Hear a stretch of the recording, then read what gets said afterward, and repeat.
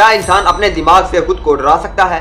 रात को अंधेरा हो, घर में अकेले हो और अचानक लगे कि तुम्हें कोई देख रहा है, लेकिन सच ये है वहां कोई होता ही नहीं, तो फिर तुम डर क्यों जाते हो?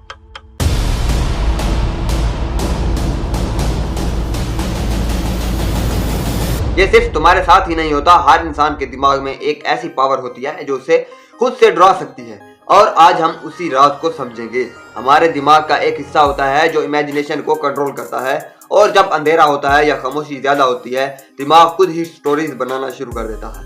कभी तुम्हें लगा कि पीछे कोई खड़ा है या कोई आवाज सुनाई दी, जबकि असल में कुछ भी नहीं था। ये सब तुम्हारे दिमाग का गेम है।